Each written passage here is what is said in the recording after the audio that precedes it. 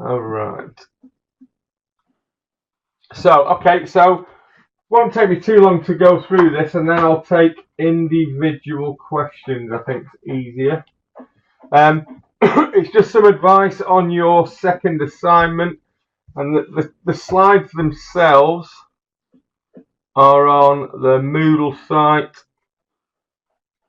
and just to show you where they are, it is under Teaching Week 4, DBDC, Assignment 2 Considerations.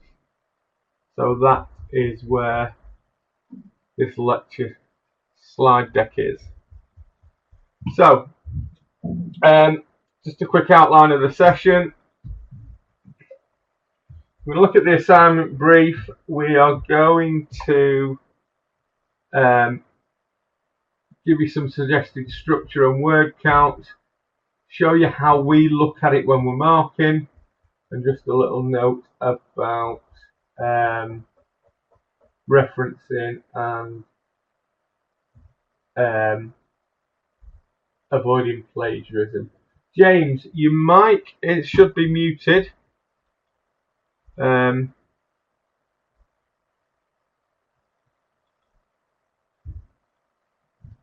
Yeah, your mic's muted, so I don't know where your feedback's coming from. Not sure. Yeah, we're all pleased we can't hear James. Right, so I'll keep going, and I'll keep my eye on the little message box. Oh, we're all saying thank God, brilliant. All right, so second assignment, 50% of your overall mark. It's a 2,000 word essay, and the tolerance is plus or minus 10%. And it basically addresses one of three questions in the assignment brief, and submission is on the 11th of April. That's the deadline, and it's electronically, easy for me to say, via the Turnitin link on the unit Moodle page. Yes, Ash, 11th, I believe. Oh, hang on, you're the other group, aren't you? You're the 18th. Yes, you are. Apologies. Let me double check. Oh, you're all busy. Yes, I think you are the 8th. Yeah, it's the 18th. I remember we put them back a week, didn't we? All right, fine. Don't worry. Yeah, 18th. So you have 3 topics to choose from, and you've got to choose one. The first one is CSR, corporate social responsibility and environmental issues. And the premise to the question is, in January 2018, Iceland Foods announced its intention to become the first major retailer to remove all plastic content from its own label food packaging, thereby aligning its ethical stance closely to a major global issue. Discuss with examples how organisations may effectively develop socially responsible policies which may additionally provide benefits with respect to market position and competitive differentiation. So there's question 1. Question 2, innovation in technology and competitive advantage. So examine how your industry has embraced the concept of technological innovation. You may discuss innovations that you feel have had a negative impact, positive impact, or a combination of both. Analyse your findings against the principles of establishing a competitive advantage within the industry sector. Now, what I just want you to remember with this is that the technological innovation can either be customer facing or not. If it's not customer facing, it's got to provide the innovations. If they're not customer facing, they've got to provide a real cost benefit or a real service delivery benefit in terms of how you can service your customers. I would imagine the majority of innovations, technologically wise, you want to look at will be customer facing in terms of how the competitive advantage is that they find it easier to come and use your product than your competitors. Final topic is globalization and trade. Now, we haven't done this one yet. This is next week when we meet. But question is, one of the features of recent US trade policy has been the increasing application of a wide range of tariff barriers to protect US industry and agriculture from foreign producers. In the UK, the past year has been defined by the debate on whether the country should remain aligned to the EU customs union and the principles of tariff-free trade with our European neighbours. Critically evaluate the role of tariff barriers, considering their possible advantages and the challenge they may present to global trade and your industry. Now, what I would say is, if you're thinking about doing this one, obviously save your questions till next week when we've gone through it. So, this slide just gives you some more detail on where you get your information sources from. So, if you see,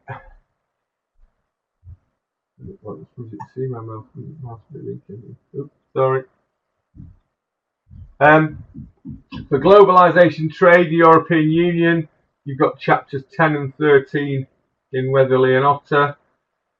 Technology and innovation, 3, possibly 6. Corporate social responsibility, 7 and 8. And other information sources, lectures, tutorial notes, the references within your lecture notes, MMU Electronic Library, Mintel, Business Source Premier. If you remind me next week, we'll have a specific little mini session on how to access all those resources, newspapers, government reports, magazines such as Economist, Forbes, Fortune, etc. But we'd rely on you really to use library-based journals for the most part, and other library sources like Mintel and your Business Source Premier and stuff. But what I will do next week, we'll have a specific session on finding, accessing and using these resources that we're pointing you towards here. For your competitive environment, these are some of the resources that aren't listed in the previous slide, so separate if you're looking at doing that. So your essay structure, dead simple, a bit like a report but more of an essay. But you've got 3 main sections. You've got your introduction, and then underneath those you've got some bullet points on what the contents of your introduction might look like. Your main body, which is definition of your key concepts, talking about the issues, you arguing about them, explaining them, and evidencing what you're saying from relevant literature and other supporting evidence, and then you're giving examples and short case histories. So you can use your own interpretation for that. So your examples and short case histories will be examples from your industry, so examples from the hospitality industry. In your conclusion, you're summing up the main points, clearly what your conclusion is, make sure you substantiate it with your analysis and reiterate the rationale for your conclusion. Basically, your conclusion is your summing up of the answer to the essay questions. Also, in your conclusion, if necessary, you can talk about other stuff in terms of weaknesses of your argument, weaknesses of the research around the subject you're talking about, or any other broader implications. Then finally, you've got your references. Okay, so here's your suggested structure. 200 words for your introduction, 1600 for your main body, and 150 to 200 for your conclusions. References aren't included, neither are tables. or graphs within the main body of your report. So if you've got a table of information, that won't be counted within your word count.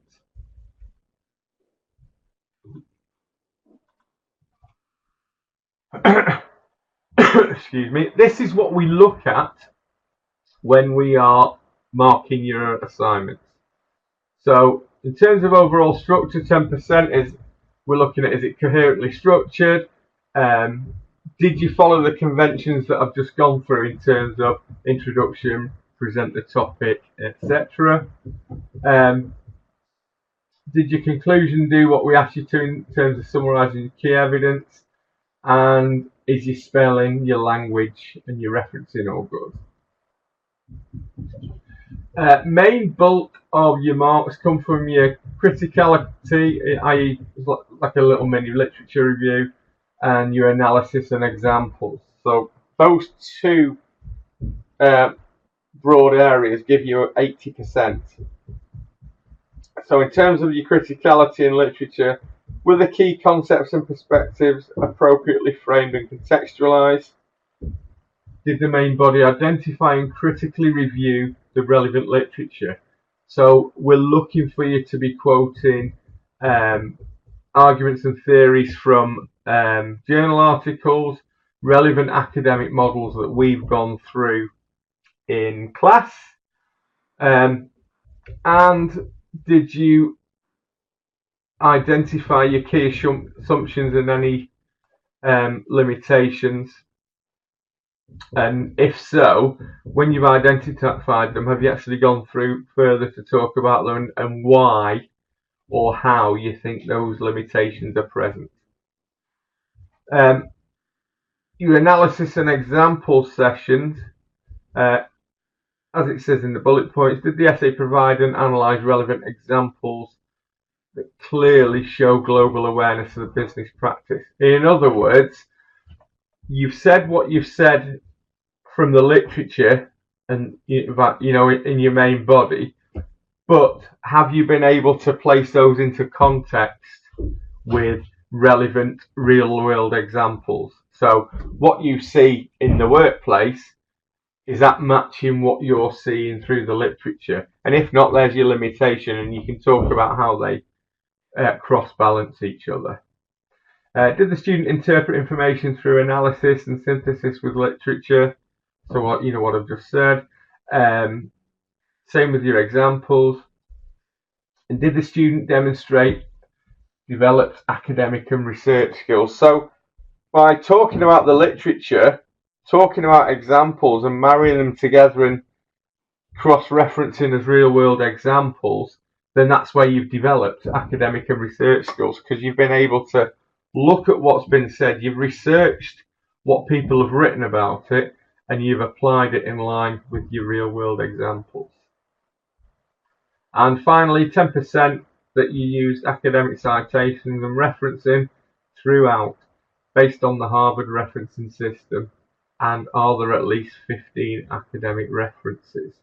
Now, just before we go any further, can you raise your hand if you want me to get the library to come in next week and do a quick half-hour session on referencing? Right, 3 of you at least. 4 even. Well, I'd say that 5. I'd say that was a quorum. So, all right. Just let me write that down. I'll get someone from the library at some stage during those 2 days to come in and do a formal referencing session. And at the same time, I know some of you are having challenges identifying getting into the system, so they may be able to help you while they're actually sat with you. Okay, so how to address the evaluation criteria that I've just gone through. All right, so hang on. Will be massively helpful. Already had 2 or 3 library sessions. No, quite super. Right, okay. Well, we'll sort of make it optional. We can do other stuff. The people that don't want, I can come out of the room and we can look at other things. So, how to address the evaluation criteria? Explain the purpose of your assignment, the question you've selected. Present a balanced view of your topic's impact and illustrate with examples. Include in your discussion academic material. For example, your research findings, theoretical frameworks from the 3 topics that we've looked at. And if you need help finding those, we can talk about that next week. Direct quotes, paraphrase statements from academic journal articles and textbooks. It seems a bit weird to you probably at the moment for the majority of you, but you'll find as you go through your academic career, you'll use more journal articles than textbooks when you're writing this stuff. Reference all information sourced and quotes using the Harvard referencing style. Sorry, I'm going a bit fast here. So that's what we're looking for from the evaluation criteria. So your introduction and main body, super simple. I'm not going to read all this out because it's just me reading it out when you can read it all yourself. But use this to help set a framework for your essay. So this gives a CSR example, and it tells you what you can do in terms of structuring your introduction and your main body. So rather than me read this out now, you can go back in and read that when we've finished. And there's an exemplar, introduction for an essay on globalization. So this is the sort of structure that you're looking at. Again, I'm not going to read it all out to you because that's just me reading to you. And I know it's Friday afternoon, but I think we're a bit over reading corner. But have a look at that, and it helps you with the sort of language and the tone and the rhythm that you want to set with it. Conclusions. This is where you get the chance to demonstrate to us how deep you've gone into the topic. So what you found from it and the knowledge that you've acquired. As it says, refer back to your introduction, but also refer back to your introduction, but make reference to the fact that that was your introduction. This is what you found from it. So it's an addition. So further on from your introduction, this is what we found. Doesn't matter if you can't arrive at a conclusion. If the issue that you're dealing with is complex, then that's fine.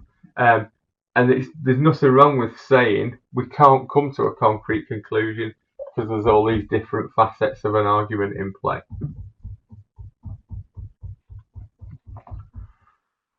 If you make a statement, the example Rod's put up here is there are more female entrepreneurs than male. You can't make a statement like that that's just your opinion or what you think you've heard. You've got to back it up with supporting evidence.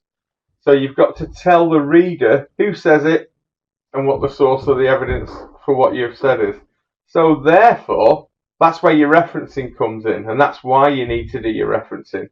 So that the reader knows that this is not your opinion, this is what you've read in your research. So if you're putting in there are more female entrepreneurs than male, then you're referencing that Jameson 2011 page 345. That's what that reference there says. So that would be your in-text reference, and then at the end on your reference page you would have the full reference, i.e. the author's name, the date, the name of either the article or the book, etc. So your writing style does matter. So the better written your report, the better marks you're going to get. And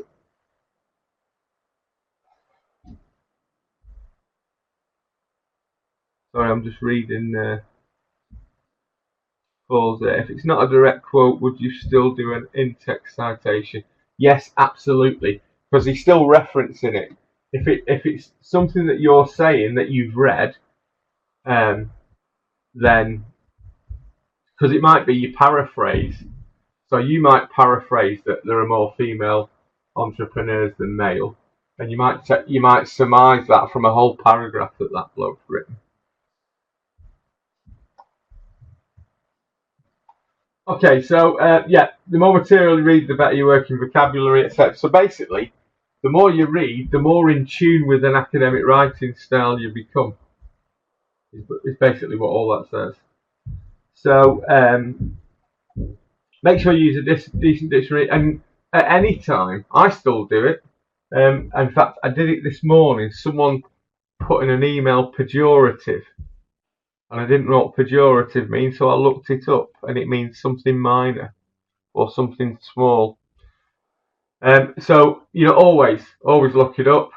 Some of your sources, you've got Mintel, BSP. You'll use Mintel a lot this year and beginning of next, but make sure you've got Pocket Dictionary and stuff as well, or the said online version.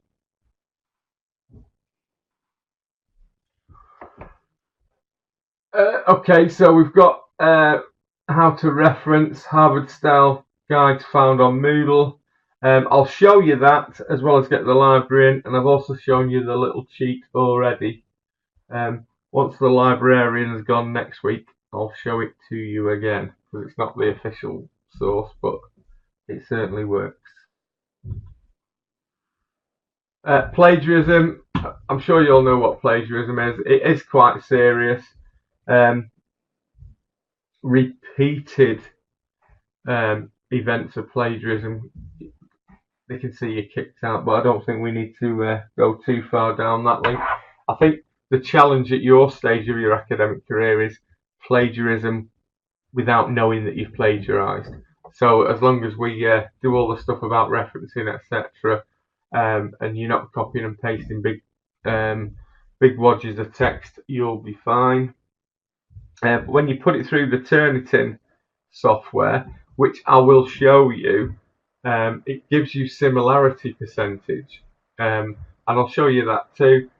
But basically, your similarity percentage for this assignment is limited to 20%. But I'll show you what. I'll probably need to be in the room with you to show you what all that means. With Turnitin, again, have you done Turnitin already? Just someone raise your hand if you have. Oh yeah, you have. That's all right then. Okay, so you know about it. We'll put in a checker as well, so that you can put your work in and you can check your similarity percentage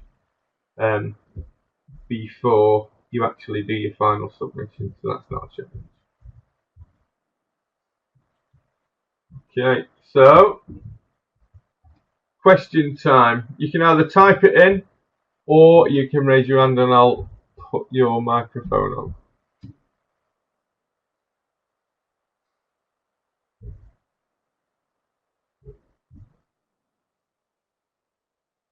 There's no one typing.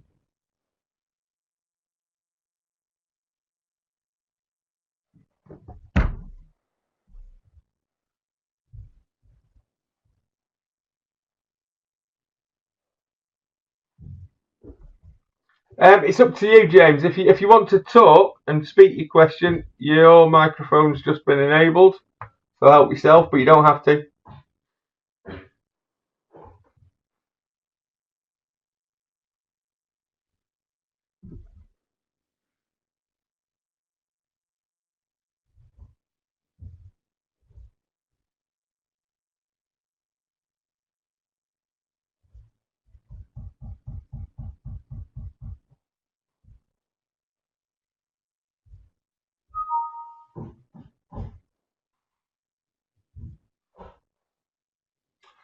No, Kira, it's not a formal lit review. It's what I'm saying is what you're doing is like a mini lit review in terms of you're reviewing the literature, but you're not doing a full case lit review.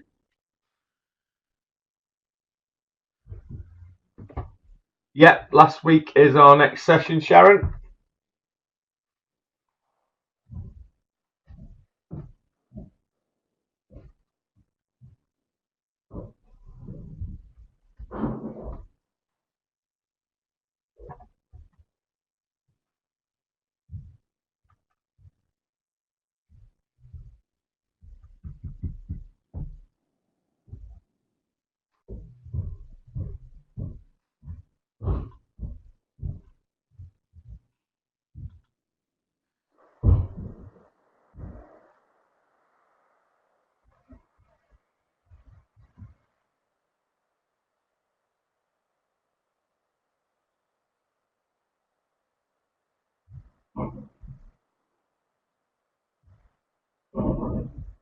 Yes, Sharon, that's fine. You can contact me after that. That's no worries at all. Just to let you know, next week's session we have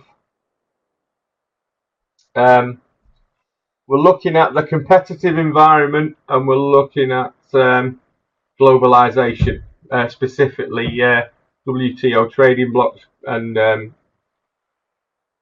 European Northeast, European North American and Far East relationships. So there are two formal sessions out of the three. So what I might try and do is get both of those covered on the Thursday, and then the last session we can be a little bit more laid back, going through your the library stuff, having a little look at your assignment stuff, and answering any more detailed questions that you might have. I would say, oh,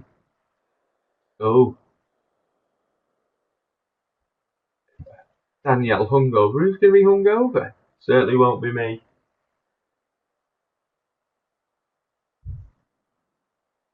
Yeah, fair dues.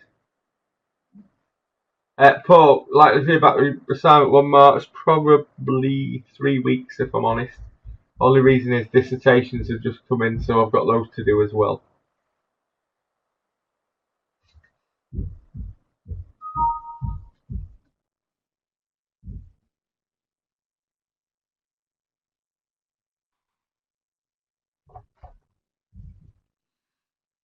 Oh, who have you got next as a tutor? Well, all you've got me. That's us finished. So you've got 2 block sessions of IPP. Oh, thanks Ash. Thanks Daniel. Yeah, you've got 2 full blocks of IPP. So that's 2 full days. Well, 4 full days with Paul, I guess.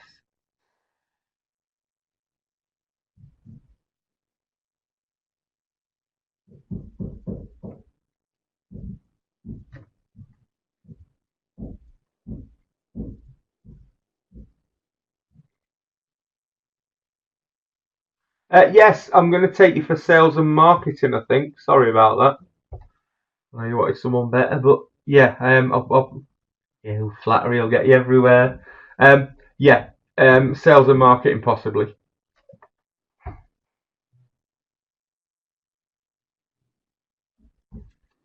Right. Okay. Any more questions about the stuff we've just gone through?